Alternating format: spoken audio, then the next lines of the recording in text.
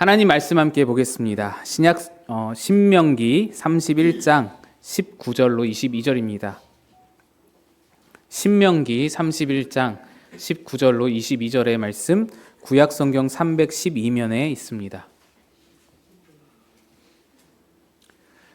신명기 31장 19절로 22절 우리 한 절씩 교독해서 읽겠습니다. 그러므로 이제 너희는 이 노래를 써서 이스라엘 자손들에게 가르쳐 그들의 입으로 부르게 하여 이 노래로 나를 위하여 이스라엘 자손들에게 증거가 되게 하라. 그들의 조상들에게 맹세한 바 젖과 꿀이 흐르는 땅으로 그들을 인도하여 들인 후에 그들이 먹어 배부르고 살찌면 돌이켜 다른 신들을 섬기며 나를 멸시하며 내 언약을 어기리니 그들이 수많은 재앙과 환난을 당할 때에 그들의 자손이 부르기를 잊지 아니한 이 노래가 그들 앞에 증인처럼 되리라. 나는 내가 맹세한 땅으로 그들을 인도하여 드리기 전 오늘 나는 그들이 생각하는 바를 아노라. 그러므로 모세가 그날 이 노래를 써서 이스라엘 자손들에게 가르쳤더라. 아멘. 기도하겠습니다.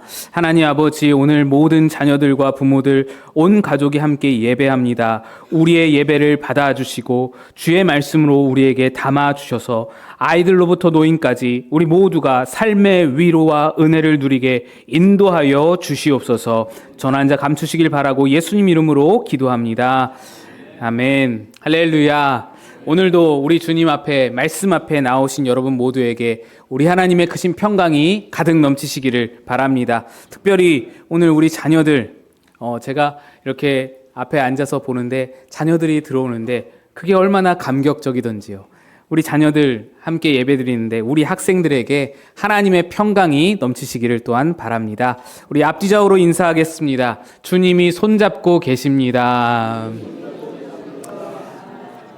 여러분 삶이 아무리 고되고 힘들더라도 주님이 여러분 손을 붙들고 계심을 잊지 마시기 바랍니다. 중국 속담에 이런 말이 있습니다. 또렷한 기억보다 희미한 연필 자국이 낫다. 또렷한 기억보다 희미한 연필 자국이 낫다. 아무리 또렷한 기억도 왜곡되고 틀릴 때가 종종 있겠지만 기록된 것은 틀릴 리가 없다라는 말입니다. 그래서 우리는 기억하기 위해서 기록을 합니다. 저도 어떤 일정이나 설교 아이디어가 갑자기 떠오를 때면 언제나 폰에 기록을 해둡니다. 기록이 기억을 지배하기 때문입니다. 기록이 기억을 지배하기 때문입니다. 기록을 남길 수 없고 반드시 기억이 요구될 때에는 때때로 노래를 만들어 부르기도 합니다. 제가 신대원 시험 볼 때 그 신대원 시험에 출제되는 그 암송 구절이 한 100여 개가 되었어요. 신구약해서 100여 개가 넘었던 걸로 기억하는데 그 암송 구절을 시험 때 쓰려면은 한 글자라도 틀리면은 감점이 이루어집니다. 그래서 정말 한 글자 토시 하나 빠지지 않고 다 정확하게 외워야 했습니다. 근데 이게 그냥 암기를 하면 그게 잘 안 되는 거예요. 그래서 노래를 개사하여서 암송 구절을 노래로 만들어서 그렇게 외웠던 적이 있습니다. 노래는 정말 강력하거든요. 여러분도 이 노래의 강력함을 다 느끼고 계실 겁니다. 제가 여러분 다 아실 만한 노래를 한번 불러볼 테니까 여러분 한번 따라 불러보시면 좋겠는데요. 손이 가요 손이 가. 다 아시죠? 네. 또 요상하게 생겼네. 다 아시죠? 네. 다 아시는 노래잖아요. 수십 년 됐는데도 다 압니다. 이 학생들은 이걸 잘 모를 테니까 학생들 요즘 아는 걸로 한번 해보면은 머리부터 발끝까지. 우리 어른들은 잘 모르는데 학생들 알죠? 학생들도 몰라요? 제가 연식이 너무 오래됐나 봅니다. 이것도. 네. 어쨌든 여러분 수십 년 됐는데 손이 가요 손이 가가 뭔지 아시잖아요. 이게 기억이 평생을 가게 됩니다. 평생을 가게 됩니다. 이렇게 노래는 강력합니다. 그래서 저도 100개가 넘는 암송 구절을 다 노래로 만들어서 그렇게 외웠던 기억이 있습니다. 그 중에 하나를 제가 불러드리자면 이런데요. 이와 같이 성령도 우리의 연약함을 도우시나니 우리는 마땅히 기도할 바를 알지 못하나 오직 성령이 말할 수 없는 탄식으로 우리를 위하여 치니 간구하시느니라. 로마서 8장 26절 말씀 대권부이 이렇게 외웠습니다. 이게 잊혀지질 않아요. 제가 요걸 외운 때가 2006년이거든요. 그러니까 20년이 지났어요. 근데 전혀 토시 하나 까먹지 않고 다 기억이 되는 겁니다. 노래의 강력함입니다. 노래가 이렇게 정말 강력하게 외워지는데 한 가지 부작용이 있다면은 이 말씀을 노래가 아니고서는 외울 수가 없다. 노래를 불러야만 기억이 난다는 게 좀 부작용이긴 한데, 이렇게 여러분, 기록은 기억을 지배하고 노래는 기억의 각인이 됩니다. 그래서 기억을 위해서 사람들은 기록을 하고요, 또 노래를 만들어서 부릅니다. 목적은 한 가지, 기억을 위해서입니다. 기억하기 위해서. 오늘 본문은 신명기 본문인데요. 신명기는 모세의 설교로서 기억하라는 말이 굉장히 많이 나오는 그런 책입니다. 모세는 출애굽한 이스라엘 백성들, 말도 안 듣고 불평불만 그냥 많고 툭하면 모세에게 대들고 반역하는 그런 백성을 이끌고 척박한 땅 그 광야를 40년 동안을 함께 정말로 힘들게 고생하면서 그렇게 끌고 왔던 그런 모세 지도자였습니다. 그렇게 해서 백성들을 이끌고 지금 가나안 땅을, 약속의 땅을 눈앞에 둔 시점에 와 있습니다. 그게 신명기입니다. 이제 요단강 하나만 건너면 40년 고생의 그 모든 고생을 끝내고 약속의 땅으로 들어갈 수 있는 그 지점에 도착을 한 것입니다. 모세는 80세의 부름을 받아서 이제 그의 나이가 120세가 되었어요. 노년의 마지막 40년을 이스라엘 백성들과 광야를 뒹굴면서 그렇게 노년의 마지막을 보낸 겁니다. 그런데 여기서 하나님이 모세에게 주시는 말씀이 뭐냐면, 모세야, 너는 여기까지다. 모세, 너는 여기서 죽고 이 땅에 들어갈 수가 없다. 너는 여기서 죽고 백성들만 그 땅에 들어갈 것이다. 이런 말씀을 하십니다. 그래서 모세는 죽음을 앞둔 채로 백성들에게 마지막 설교를 한 것입니다. 그 설교가 신명기 1장에서 30장까지 담겨 있습니다. 여러분, 이런 상황이라면 이 설교의 내용이 어떨까요? 모세는 지금 이 설교를 마치면 죽습니다. 마지막 죽음을 앞두고 마지막 한마디를 하는 겁니다. 그래서 이 설교는 단순한 어떤 교훈이라든지 단순한 의무의 나열이 아니고 모세가 자신의 피를 토하듯이 심장을 꺼내어 드리듯이 영혼을 담아서 외치는 마지막 유언과 같은 말씀입니다. 백성들에게 죽기 전에 마지막으로 꼭 전해야 할 그 마지막 한마디를 전하는, 쏟아내는 그런 것입니다. 그리고 그 내용에 이런 말이 있습니다. 너희는 오늘 생명과 사망, 복과 저주를 눈앞에 두고 있다. 너희와 너희 자손이 살기 위해서는 생명을 택하라. 복을 택하라. 하나님을 알고 하나님을 사랑하라. 하나님을 기억하라. 라는 내용이 가득히 담겨 있습니다. 그리고서 그렇게 30장까지 설교를 하고서 31장에 이르러서는 자기 뒤를 이어서 백성을 이끌 여호수아, 그 지도자가 될 여호수아를 세우고 그에게도 유언을 합니다. 하나님이 너와 함께 하실 것이다. 아니, 너보다 앞서가시면서 모든 것을 이루어 주실 것이다. 너를 축복하실 것이다. 이렇게 이 여호수아를 축복하고 세워줍니다. 여기까지가 신명기 1장에서 31장 전반부까지입니다. 모세의 마지막 모든 것을 쏟아낸 그런 설교들이었습니다. 이제 모세의 역할은 다 끝났습니다. 이제 모세 뒤로 여호수아가 백성들을 이끌고 가나안 땅에 들어가서 하나님과 함께 하나님의 나라를 이루고 행복하게 살면 됩니다. 그래서 이것으로 신명기가 끝나도 아무 상관이 없습니다. 무방합니다. 신명기가 끝나도 괜찮습니다. 그런데 하나님은 여기서 신명기를 끝내지 않으시고 모세의 마지막 말과 여호수아 세워주는 모든 것을 다 하셨는데도 여기에서 모세에게 말씀을 더하십니다. 마지막 한마디를 더하시는 거예요. 그게 뭐냐? 신명기 31장 16절을 보시면 또 여호와께서 모세에게 이르시되 너는 내 조상과 함께 누우려니와 이 백성은 그 땅으로 들어가 음란히 그 땅의 이방신들을 따르며 일어날 것이요 나를 버리고 내가 그들과 맺은 언약을 어길 것이라. 여러분, 이 말씀의 의미가 뭔지 아시겠나요? 신명기 앞에 줄줄이 모세가 설교했던 설교에는 하나님이 너희를 어떻게 광야에서 보호하셨는지, 어떻게 은혜를 너희가 받았는지가 구구절절 기록되어 있습니다.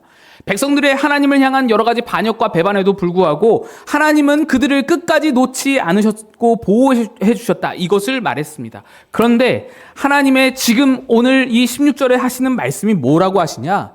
그들이 너희가 그 땅에 들어가면 너희는 나를 버릴 거야 라고 말합니다. 너희는 내 언약을 어기게 될 거야. 굉장히 슬픈 얘기죠. 서글픈 얘기입니다. 하나님은 이스라엘 백성들의 속을 다 알고 계셨다라는 얘기입니다.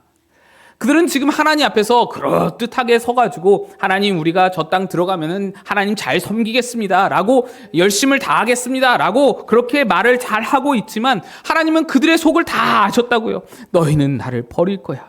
아니야, 너희는 그렇게 못해. 내가 그걸 알아 라고 말씀합니다. 여러분, 하나님이 이스라엘 백성을 그 광야에 어떻게 끌고 오셨는지 여러분 잘 아시잖아요. 광야가 햇살이 너무나 뜨거우니까 구름 기둥으로 덮어서 그들을 에어컨을 틀어주셨습니다. 수백만 되는 그 모든 인원을 구름 기둥으로 싹 덮어가지고 자결하는 태양으로부터 보호하시고 그렇게 낮 동안에 에어컨을 틀어주셨어요. 또 광야는 밤이 되면 춥잖아요. 그러니까 밤이 되면은 그 구름 기둥에 불이 피어오르게 하셔서 히터를 틀어주신 겁니다. 스팀을 틀어주신 겁니다. 게다가 아침마다 만나를 내리셔서 하루 양식을 제공하셨고 물이 필요하다, 목마르다 하면 반석을 쳐서 물이 나게 하셨습니다. 바다가 그 앞길을 막으면은 그 바다를 갈라서 길을 만드셨고 고기가 먹고 싶다 그러면은 메추라기 떼를 보내셔서 고기 뷔페를 열어주셨습니다. 이렇게 온갖 정성을 쏟아서 약속하신 땅 가나안 땅으로 들여보내시는 하나님이신데 그들의 마음을 들여다보니 들어가자마자 하나님을 버리고 우상 섬기고 언약을 어길 것이 보이신다는 거예요. 그게 보이는데 하나님은 그들을 버리지 않으시고 끝까지 그 땅에 들여보내시려고 합니다. 이게 얼마나 기가 막힌 일입니까? 아니, 들어가면 하나님 버린다는데 계속해서 들여보내신다는 거예요. 사람 간의 관계에서도 이렇게 받아먹을 것 다 받아먹고 뒤통수 치는 사람이면 여러분은 어떻게 해야 하겠습니까? 우리 청소년부 학생들, 친구들 하는 말로 손절해야 옳지 않습니까? 어차피 모세도 지금 이제 120세로 이제 끝났겠다. 이제 모든 사람 다 깨끗이 지워버리시고 다른 사람 세워가지고 다시 시작하면 그만입니다. 하나님은 급할 게 없어요. 하나님은 영원하신, 하나님은 시간의 주인이시잖아요. 하나님에게는 시간이 촉박한 게 없습니다. 급할 게 없어요. 또다시 시작하면은 다시 금방 하나님이 새로운 민족 만드실 수 있습니다. 그런데 그렇게 하지 않으시고 이 반역할 백성을, 배반할 백성을 들여보내시겠다고 합니다. 그러면서 하나님이 마지막으로 요청하는, 명령하는 두 가지가 있습니다. 그게 뭐냐면 책을 쓰고 노래를 만들라라는 겁니다. 그래서 모세는 하나님이 말씀하신 모든 것을 일단 책을 만듭니다. 기록을 합니다. 그렇게 해서 쓰여진 책이 구약성경 제일 앞에 5권, 창세기, 출애굽기, 레위기, 민수기, 신명기, 모세오경 책입니다. 이때 쓰여진 거예요. 하나님이 내가 너희들 배반할 줄 알면서 너희를 들여보내는데 내가 책을 하나 써줄게 하고 주신 책이 모세오경입니다. 그러니까 모세가 광야에서 이스라엘 백성들을 이끌 때에는 책이 없었어요. 늘 하나님이 모세를 직접 만나서 말씀을 전해주셨습니다. 그런데 모세가 이때 책을 썼던 덕분에 이후로는 여호수아에게는 하나님이 성경책으로, 율법책으로 말씀하십니다. 그래서 이 여호수아 첫 장에 그렇게 나오죠. 이 율법책을 떠나지 말라. 주야로 이것을 묵상하여 여기에 기록된 대로 다 지켜 행하라 라고 말씀하시죠. 그 이유가 여기에 있습니다. 하나님이 모세에게는 나타나서 말씀하셨지만 여호수아에게는 율법책으로, 이 율법책을 기억하라는 말씀으로 나타나시는 겁니다. 또 하나님은 기록할 뿐 아니라 노래를 만들라라고 하십니다. 그리고 그렇게 만들어진 노래가 신명기 32장에 기록되어 있습니다. 하나님은 왜 이렇게 책을 쓰라고 하시고 노래를 만들라고 하시는가? 그 말씀에 이렇게 기록되어 있습니다. 신명기 31장 24에서 26절 보시면 모세가 이 율법의 말씀을 다 책에 써서 마친 후에 모세가 여호와의 언약궤를 매는 레위 사람에게 명령하여 이르되 이 율법 책을 가져다가 너희 하나님 여호와의 언약궤 곁에 두어 너희에게 증거가 되게 하라. 또 오늘 보면 19절 보시면 노래를 만드신 이유가 이렇습니다. 그러므로 이제 너희는 이 노래를 써서 이스라엘 자손들에게 가르쳐 그들의 입으로 부르게 하여 이 노래로 나를 위해 이스라엘 자손들에게 증거가 되게 하라. 책을 쓰게 하신 것도 증거가 되게 하는 것이고 노래를 만드신 것도 증거가 되도록 하기 위함이었습니다. 여기서 증거가 되도록 하게 하라라는 것은 기억되게 하라라는 것입니다. 기억되게 하라. 기억이 생각나게 하라라는 겁니다. 어린아이로부터 노인에 이르기까지 책이 낭독될 때마다, 노래가 불려질 때마다 하나님을 기억하라고, 백성에게 하나님을 기억나게 하시려고 이 책과 노래를 마지막으로 남기시는 것입니다. 사실 이스라엘 백성 상태는 아까 말씀드린 대로 밑 빠진 독과 같습니다. 밑 빠진 독, 구멍난 항아리와 같다는 말입니다. 하나님이 아무리 사랑해 주어도, 아무리 은혜를 쏟아부어 주어도 밑에 구멍난 그 구멍으로 모든 것이 다 쏟아져 다 빠져나가 버립니다. 남는 것이 없습니다. 그들은 하나님의 은혜를 그렇게 받았음에도 불구하고 계속해서 배반할 것이고 하나님을 버릴 것입니다. 그런데 이런 상황에서 하나님은 그들에게 책을 남기시고 노래를 만들어서 기억할 것만을 요구하십니다. 기억만 해라라는 것입니다. 이게 무슨 의미인지 여러분 아시겠습니까? 이 노래의 내용을 보시면 그 의미가 보다 분명해지는데요. 이 노래의 일부를 제가 읽어보겠습니다. 32장 7에서 12절. 이것이 모세가 만든 노래의 가사 일부입니다. 옛날을 기억하라. 역대의 연대를 생각하라. 내 아버지에게 물으라. 그가 내게 설명할 것이요. 내 어른들에게 물으라. 그들이 내게 말하리로다. 지극히 높으신 자가 민족들에게 기업을 주실 때에, 인종을 나누실 때에 이스라엘 자손의 수요대로 백성들의 경계를 정하셨도다. 여호와의 분깃은 자기 백성이라. 야곱은 그가 택하신 기업이로다. 여호와께서 그를 황무지에서 짐승이 부르짖는 광야에서 만나시고 호위하시며 보호하시며 자기의 눈동자같이 지키셨도다. 마치 독수리가 자기의 보금자리를 어지럽게 하며 자기의 새끼 위에 너풀거리며 그의 날개를 펴서 새끼를 받으며 그의 날개 위에 그것을 엎는 것 같이 여호와께서 홀로 그를 인도하셨고 그와 함께한 신이 다른 신이 없었도다. 하나님은 백성들에게 책과 노래를 통해서 내가 너희를 어떻게 택하였는지, 내가 너희를 어떻게 지켜왔는지, 어떤 은혜를 베풀었는지, 어떻게 함께 해왔는지를 기억하기를 바라셨던 것입니다. 그것만 기억한다면, 그것만 기억할 수 있다면 괜찮다는 거예요. 그걸 기억할 수만 있다면 된다라는 겁니다. 아무리 밑빠진 독과 같이 바다 같은 은혜가 쏟아부어져도 반복적으로 배반하고 언약을 저버리는 백성일지라도, 또다시 넘어질 백성일지라도 책을 통해서, 노래를 통해서 하나님을 기억해내는 단순한 아주 간단한 그 인지 활동만 할 수 있다면 괜찮다라는 거예요. 그것만 있으면 된다라는 거예요. 예수님도 똑같은 말씀을 하셨습니다. 예수님은 십자가에 달리시기 바로 전날에 제자들과 저녁을 드시는데요. 최후 만찬이죠. 그 식사를 마친 후에 요한복음 13장에 이렇게 기록합니다. 6월절 전에 예수께서 자기가 세상을 떠나 아버지께로 돌아가실 때가 이른 줄 아시고 세상에 있는 자기 사람을 사랑하시되 끝까지 사랑하시니라.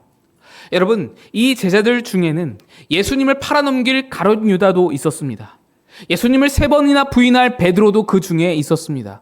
다른 모든 제자들도 예수님을 십자가 앞에서 다 뿔뿔이 도망가게 될 그 제자들이 다 거기에 있었습니다. 다 배반하고 다 예수님 버릴 것을 예수님이 다 아셨습니다. 그런데 그럼에도 불구하고 예수님은 말씀하기를 그들을 사랑하시되 끝까지 사랑하셨다라고 합니다. 그리고는 그들의 배반과 그들의 모든 예수를 팔아넘길 그런 모든 부인을 다 아시면서도 일어나서 허리에 수건을 차시고 그들의 발을 씻겨주십니다. 선생님이 제자의 발을 씻겨주는 일은 있을 수가 없습니다. 오늘날처럼 발이 깨끗한 게 아니에요. 양말 신고 구두 신고 운동화 신으면서 깨끗하게 보호한 상태가 아니잖아요. 샌들 신고 거기다가 바닥도 맨 모래바닥이고 그 모래에 다 낙이 배설물 다 깔려있는 그런 바닥을 맨날 걸어다니면서 모래가 잔뜩 낀, 먼지가 잔뜩 낀 그런 거칠고 그런 더러운 발입니다. 선생님이 제자들의 발을 씻기십니다. 그러자 베드로가 나서서 선생님, 그럴 수 없습니다. 어떻게 선생님이 우리의 발을 씻으십니까? 내 발만큼은 절대로 못 씻습니다. 그렇게 나섭니다. 그러자 예수님이 하시는 말씀이 내가 너를 씻어주지 아니하면 너는 나와 상관이 없도다 라고 말씀합니다. 내가 너의 발을 씻어주지 않으면 너는 나와 상관이 없다. 이 말씀이 무슨 뜻인지 아시겠습니까? 너희들 다 넘어질 거야. 너희들 다 실패하고 쓰러질 거야. 너희들 발이 다 엉망진창으로 더러워질 거야. 사탄이 너희를 밀가부로 뜻하여서 너희들 다 무너질 거야. 지금까지 쌓아올린 거 다 무너질 거야. 없어질 거야. 그런데 절대로 잊지 말아라. 절대로 잊지 말어. 나는 너희의 아무리 더러워진 발이라도 씻어주는 예수님이야. 너의 발이 아무리 더러워도, 아무리 또다시 더러워졌어도 또다시 씻어줄 예수님이야. 그걸 잊지 마라. 언제든 너희의 더러워진 발 다시 씻어줄 예수님이 너희와 함께 있다는 것을 절대로 잊지 말아라. 나는 너희와 상관이 있어진 자야. 나는 너희와 묶여진 자야. 그러니 너희의 실패에 좌절하지 말고 예수를 기억해라. 발 씻어주시는 자를 기억하라. 라는 말씀입니다. 여러분, 놀라운 것은요, 이것을 기억한 베드로는 예수님을 3번이나 부인한 후에 예수께 다시 나아가서 용서를 받고 위대한 사도가 될 수 있었지만, 가룟 유다는 어땠습니까? 가룟 유다는 예수를 팔아넘기고 그 죄책감에 시달리다가 자살해서 죽었습니다. 그의 실패가 무엇입니까? 그의 실패는 예수를 팔아넘겼다라는 죄가 엄청나게 크다라는 것이 실패가 아닙니다. 예수를 팔아넘긴 그 죄가 너무나 무지막지하게 커서 그가 실패한 것이 아니라 예수님이 내 발이 얼마나 더러워도, 아무리 더러워도 씻어주실 분이라는 것을 기억하지 못한 것이 그의 실패였습니다. 그분을 기억하고서 아무리 죄책감이 심해도, 아무리 내 발이 더러워져서 더 이상은 예수님께 못 나갈 것 같더라도 딱 3일만 버텼으면, 딱 3일만 버텨서 예수님이 부활할 때까지만 버텼더라면 예수님이 그를 다시 만나주시고 그를 용서하시고 그의 발을, 그 더러워진 발을 또다시 씻어주셨을 텐데, 그래서 그도 또한 위대한 사도가 될 수 있었을 텐데, 그걸 기억하지 못한 것이 그의 실패입니다. 그걸 기억하지 못하여 스스로 자폭해버린 것입니다. 오늘 말씀이 그것입니다. 너가 실수했더라 하더라도, 죄 가운데 넘어졌다 하더라도, 어떤 심각한 죄야, 예수를 팔아넘기는 그런 죄를 저질렀다 하더라도 하나님이 내 인생에 뭘 해오셨는지, 어떤 은혜를 베풀어 오셨는지, 너를 향하신 하나님의 사랑이 어떠한 것인지, 심지어 내가 나락으로 떨어질지라도 어미 독수리가 그 날개를 펴서 절벽에서 떨어지는 그 새끼를 날개로 받아내듯이 너를 보호하시는 하나님이라는 것을 기억할 수만 있다면, 그러면 얼마든지 회복할 수 있을 것이고 얼마든지 하나님의 역사가 다시 시작될 수 있을 것이다. 이거를 말씀하는 거예요. 신명기의 마지막에 이 말씀을 넣어주시는 겁니다. 하나님은 백성들이 배반할 줄 알면서도 그들이 그 땅에서 나를 기억만 하면 돌이킬 수 있으니, 나를 기억만 하면 돌아올 수 있으니 그 기억을 돕기 위해 책을 쓰라, 노래를 만들라, 섬세하게 백성을 생각해 주시는 하나님의 마음인 것입니다. 여러분이 어떤 실수와 어떤 실패를 하더라도 하나님을 기억할 수만 있다면 그것은 대단히 큰 복입니다. 여러분 안에 하나님을 기억하는 그 능력이 있다면, 그것이 동작한다면, 작동한다면 대단히 큰 복입니다. 어려울 수 있어요. 삶이, 인생이 힘들 수 있습니다. 넘어질 수도 있고요. 무너질 수도 있습니다. 하지만 무너진 그 자리에서 하나님이 내 반석 되시며 어미 독수리처럼 나를 보호하실 것을 기억할 수만 있다면 그건 복된 자입니다. 젊은 날의 다윗을 생각해 보면 그는 사울 왕의 사위이자 군대 장관이었습니다. 모든 것을 갖췄죠. 사회적 지위를 갖추고 권력을 갖추고 대단한 가문을 등에 업었습니다. 게다가 백성들의 인기까지 많아서 남부러울 게 없는 게 없는 자가 다윗이었습니다. 그에게는 실력도 있어서 블레셋의 거인 장수 골리앗을 물리치고 블레셋 군대를 수차례 격퇴시킨 그런 유능한 장수였습니다. 그런데 어느 날 한순간에 사울이 그를 미워하며 그를 죽이려고 달려들게 되자 그의 모든 자랑거리가 다 물건품처럼 다 사라지게 되었어요. 아니 지위나 권력이 그에게서 없어지는 거 그 정도가 문제가 아니라 죽게 생겼습니다. 사울이 죽이려고 쫓아옵니다. 그런데 사울이 왕으로 다스리는 이스라엘 땅에서는 도저히 살아남을 방법이 없어요. 왕이 다스리는 나라에서 왕이 그를 죽이려고 하는데 그가 어떻게 살아남겠습니까? 그래서 자기가 이스라엘 군대 장관으로 있을 때 그렇게 적군으로 맞서서 싸우며 물리쳤던 그런 블레셋, 적군이었던, 원수였던 블레셋의 땅으로 들어갑니다. 거기는 사울이 사울의 손이 미치지 못하니까. 그래서 블레셋 땅으로 기어 들어가서 망명을 선택합니다. 그런데 블레셋에서 무슨 일이 일어나나요? 신하들이 다윗을 알아봅니다. 알아보고는 그 왕에게, 블레셋 왕에게 우리의 적장 다윗이 아닙니까? 우리와 싸워서 우리를 물리치고 격퇴시켰던 그런 적 원수 아닙니까? 그들 백성이 말하기를, 노래하기를 사울이 죽인 자는 천천히요 다윗이 죽인 자는 만만히로다라고 했던 그런 원수 아닙니까? 당장에 목을 쳐야 합니다. 저런 사람이 우리에게 제 발로 들어왔으니 당장에 죽이십시오라고 왕에게 보고를 합니다.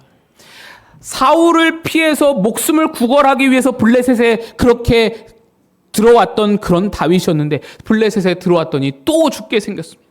더 큰 죽음의 위협이 들이닥친 겁니다. 그래서 다윗이 꼼짝없이 죽게 생겼는데 다윗에게 좋은 아이디어가 떠올랐어요. 예전에 사울 앞에서 사울이 그 악령이 들어서 미쳤을 때 그때 사울을 보았잖아요. 다윗이 앞에서 수금 타면서 그를 치료하는 그 장면이 떠오른 겁니다. 사울이 미쳤던 그 장면이 떠올라서 다윗이 미친 척을 합니다. 침을 질질 흘리고요. 수염에 침을 질질 흘리고 대문 앞에 붙어서는 대문을 그적거리면서 문 열어주세요. 문 열어. 이러고 있습니다. 미친 척을 하는 거예요. 하지만 겉으로는 미친 척 한다고 그 미친 척이 다 살려주는 건 아니잖아요. 다 사는 게 아니잖아요. 겉으로는 미친 척을 하지만 속으로는 간절하게 부르짖었습니다. 하나님 한 번만 살려주세요. 하나님 한 번만 살려주시면 앞으로는 내 생각, 내 계획대로 그렇게 마음대로 길을 택하지 않고 하나님 의지해서 하나님 가라시는 곳으로 갈게요. 하나님 한 번만 살려주세요. 그렇게 계속 겉으로는 미친 척하면서 속으로는 간절히 기도했더니 블레셋 왕이 어디서 저런 미친놈을 데려왔냐고, 재수 없다고 얼른 내쫓으라고 그렇게 해서 구사일생으로 살아남습니다. 그리고 그렇게 살아나와서 그때 지은 시가 시편 34편입니다. 시편 34편의 제목이 다윗이 미친 채 하다가 쫓겨나서 지은 시라고 성경에 기록되어 있습니다. 거기에 이렇게 쓰여 있는데요. 이 곤고한 자가 부르짖음에 여호와께서 들으시고 그의 모든 환난에서 구원하셨도다. 여호와의 천사가 주를 경외하는 자를 둘러 진치고 그들을 건지시는도다. 이 자기의 상황을 하나님 앞에 고백하는 거예요. 내가 그렇게 죽을 뻔했는데 하나님이 건지셨다고요. 8절 너희는 여호와의 선하심을 맛보아 알지어다. 그에게 피하는 자는 복이 있도다. 다윗은 죽을 것 같은 상황에서 미친 척을 해야만 하는 상황에서 하나님께 피해야겠다고 생각이 났습니다. 하나님을 기억해낸 것입니다. 그리고는 이렇게 고백합니다. 하나님께 피하는 자가 복이 있도다. 여러분 그렇습니다. 피할 일이 없는 자가 복된 것이 아니라 하나님께 피하는 자가 복된 것입니다. 우리는 자꾸만 복을 오해합니다. 피할 일이 없는 인생이 복되다고 생각하죠. 하나님께 기도할 일이 없고 하나님을 찾을 일이 없는 것이 복되다라고 생각합니다. 아무 문제 없고 형통하여서 하나님께 다시는 나올 일이 없는 그런 인생이 복되다고 생각하죠. 하지만 아니요. 그런 인생은 없습니다. 그런 인생을 구하는 기도가 얼마나 헛된지 모릅니다. 그런 인생은 만들어지지 못합니다. 어떤 인생도 고민 없는 인생이 없고 간구 없는 인생이 없는 것입니다. 다윗은 오늘 말씀드린 상황 외에도 수많은 전쟁과 수많은 어려움과 문제와 배신과 환난을 다 겪어본 자였습니다.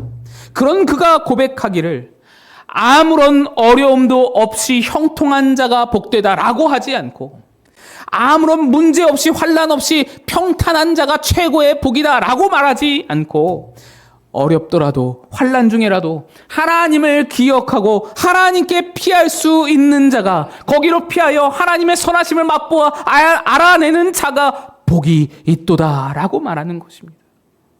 여러분 하나님을 기억하는 것이 최고의 복입니다. 하나님을 기억하는 것이 여러분의 생명입니다.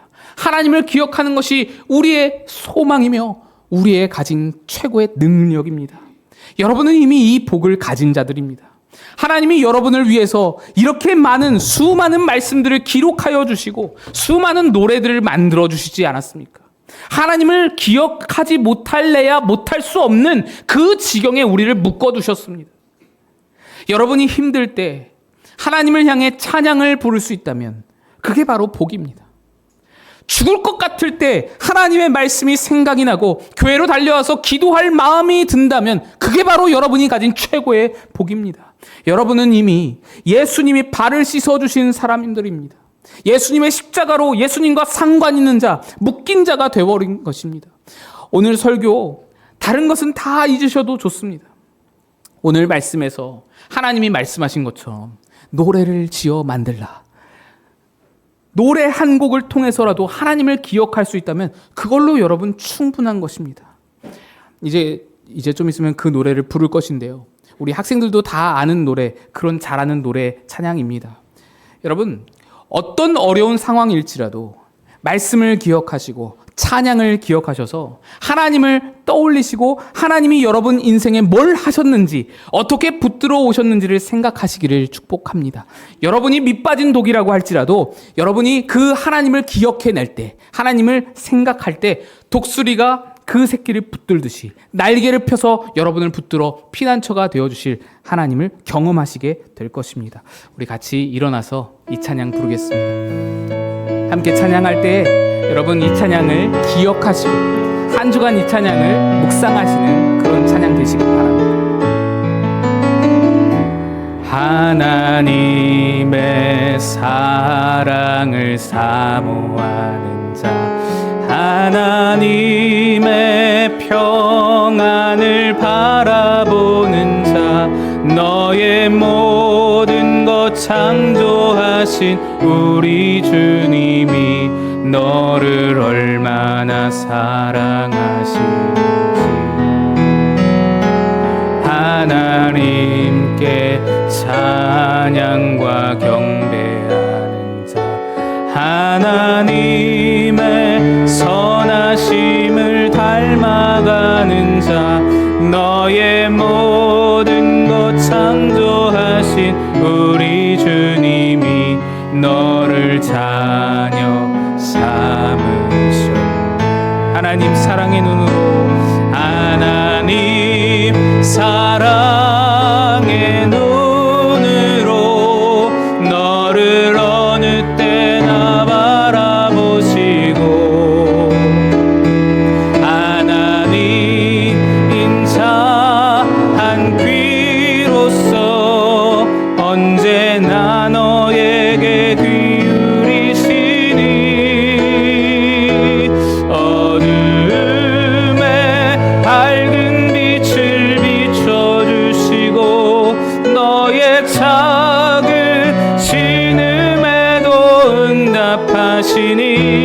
너는 어느 곳에 있든지 주를 향하고 주만 바라볼 하나님 사랑의 눈으로, 하나님 사랑의 눈으로 너를 어느 때나 바라보시고 인자한 귀로서 언제나 너에게 기울이신 어둠에 밝은 빛을 비춰주시고 너의 작은 신음에도 응답하시니 너는 어느 곳에 있든지 주를 향하고